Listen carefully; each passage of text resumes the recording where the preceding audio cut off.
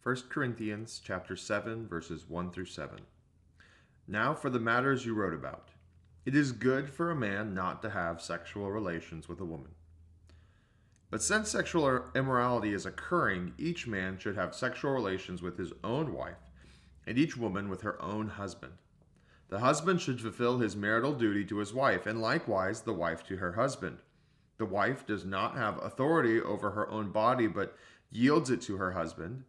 In the same way, the husband does not have authority over his own body, but yields it to his wife. Do not deprive each other, except perhaps by mutual consent for a time, so that you may devote yourselves to prayer. Then come together again, so that Satan will not tempt you because of your lack of self-control. I say this as a concession, not as a command. I wish that all of you were as I am, but each of you has your own gift from God. One has this gift, and another has that. So we begin in chapter 7 of First Corinthians. I've been asked to try to make the text look the same way it does in your handout. So this is an attempt at that. As you see, you can't get it all on one page if I do it that way. So there's going to be some scrolling back and forth, which may or may not be helpful. But we'll see. Here we go.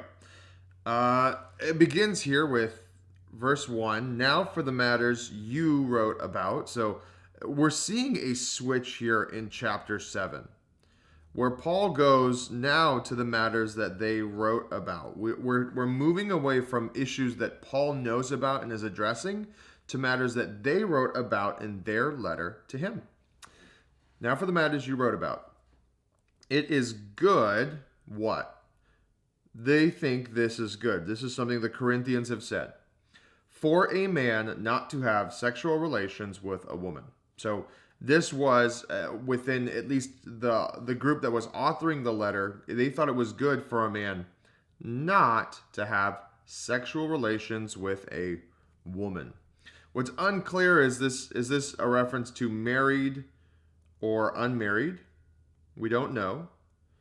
But it would seem that it has universal application to the Corinthian church, and we'll see that as we go through the whole of chapter 7. But they had come to think, so interestingly enough, there's a group in chapter 6 who are engaged in sexual immorality with prostitutes. But in chapter 7, there was another group of people who said it's just good to avoid sexual relations altogether. It's good to be, and we use the term celibate, right? It's good to just not have sex at all. I think I misspelled celibate. I think there's an I in there. Anyways, Paul, the very first word he uses here is but. But. It's going contrary to what's been said, right? It's a counterpoint to this thing that they wrote to him about. But since sexual immorality is occurring, each man should have sexual relations with his own wife and each woman with her own husband.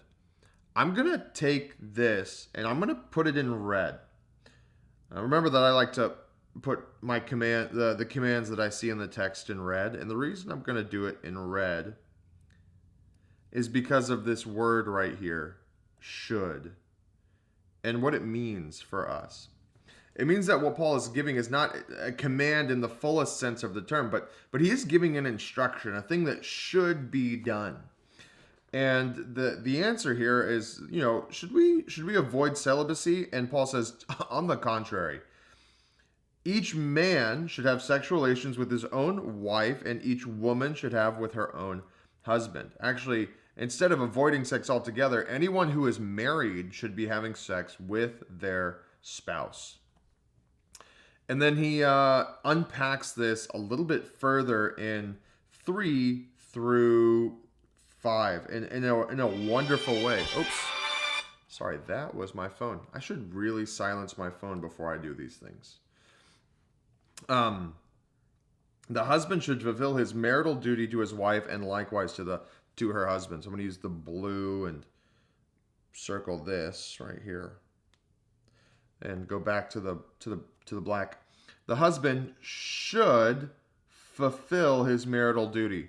This, again, I'm going to go with a red. And it's not like a full-on command, like with a must. I say that you must do this. But but that should is important to us. We should definitely understand it the same way. A husband has this job to fulfill his marital duty to his wife, and likewise, the wife to her husband. Wives, you've got a duty, a marital duty to your husbands, and husbands, you have a marital duty to your wife. And while the implications of that are definitely far-reaching, we should understand that to be, in at least in this context, definitely a reference to sexual relations. That men and women have a responsibility to sexually satisfy their spouses. We're not to be selfish. We're to be generous and to fulfill our marital duty. And then he adds so that's kind of point number one in Paul's set of arguments for why they should have sex. Here's point number two. The wife does not have authority over her own body, but yields it to her husband. And so there's a couple important connecting words. We have a but, and we have it in the same way, and then we have another but. So the wife does not have authority over her own body. That's a statement that Paul's making, an emphatic statement. Does not have authority. So this goes completely counter to our culture today, which says that I have absolute sovereignty over my body and nobody else can impugn upon that. Well, Paul would say, and therefore God would say, that a wife does not have authority over her own body. Wow. But yields it to her husband. This is really important because what it means is that when we give, what we're doing as Christians is recognizing that, yeah, we do have a kind of sovereignty over our body, but I'm going to yield that to my husband. I'm going to put this in a big question. Why in the world would I yield my body to someone else? And then Paul says, in the same way, the husband does not have authority over his own body. Whoa, the exact same thing. But again, yields it to his wife. And now I'm beginning to understand this question and the answer here. If the wife is yielding her body to her husband and the husband is yielding his body to his wife, we're in a place of what we could at least call fair, right? But what's really important about this, what's really important about this passage is that it's done in the context of the gospel, right? So Jesus calls us his body and lays his life down for his body. He sacrifices for his body. Well, it turns out that we both have, men and women, that same responsibility within marriage. So this system where you yield your body to your spouse, if you do that and in gospel love, and they're doing that the same to you in gospel love, then you're going to arrive at a place in marriage that is so filled with trust and love and respect that the world's not going to know what is going on. It's going to be very unique, very special. This plan for marriage is better than, for instance, two people who would never give up authority and don't trust each other, right? Which is kind of more what we see in marriages throughout the world. Oh, here we go. It goes on. Do not deprive each other. So that's a full-on command. And just to delineate that from the other ones, or differentiate that from the other ones, I'm going to square it out. Do not deprive each other. That is a 100% a command. And then there's this really important word here, except there might be one case in which it would be okay to deprive one another. And here it is. Here's the one exception. By mutual consent for a time. So here's your conditions. 1, mutual consent. 2, temporarily. And then here's another really important, so that. You don't do it for any reason. You do it because you have a purpose, so that you may devote yourselves to prayer. It is not done for no reason. It is done for a particular purpose. Devote yourselves to prayer. There is a time when it would be good to deprive yourself of food so that you could devote yourself to prayer. This is very much a fast from sex within marriage. And it's got to be by mutual consent. It's got to be temporary, and it's got to be for the purpose of prayer, for this spiritual purpose. And then here's the fourth: come together again, so that, another really important connection. Why are we coming together? Why is this only a temporary thing? Satan will not tempt you because of your lack of self-control. I'm going to go back up to the top here. Because sexual immorality is occurring, a man should have sexual relations with his wife and a woman with her own husband. Okay?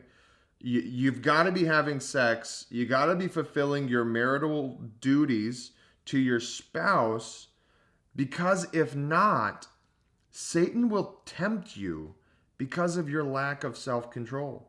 There's an understanding here that by having sex with your spouse, you are going to help curb temptation to sexual sin. So husbands, you can help your wives resist the desire to lust after another man for whatever reason by making sure that you are fulfilling your marital duties to your wives. And wives, this is the same thing for you. You can help your husbands in their fight against lust by fulfilling your marital duties to them. This is completely against what the world says. I mean, just completely against what the world says, but it makes sense, and it's completely what God would say and does say.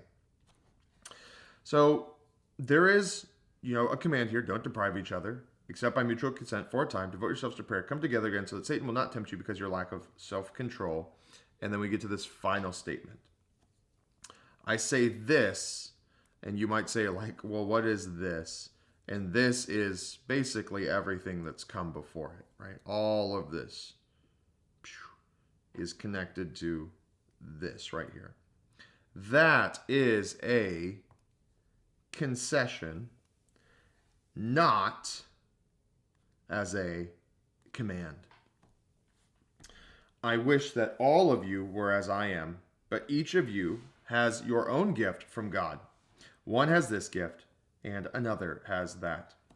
So how are we to understand this? I say this as a concession, not as a command, and we've kind of differentiated this between the two here. What Paul is saying as a concession, he's saying have sex with your spouse to protect each other from temptation, so that you can kind of have a better relationship with one another. That's a concession, not a command. So he's not saying everybody must have sex. And you're going to get into why he's saying that later. Because Paul is also thinking about single people. This is a command for married couples. But that doesn't mean that single people need to therefore go get married so that they can obey this command.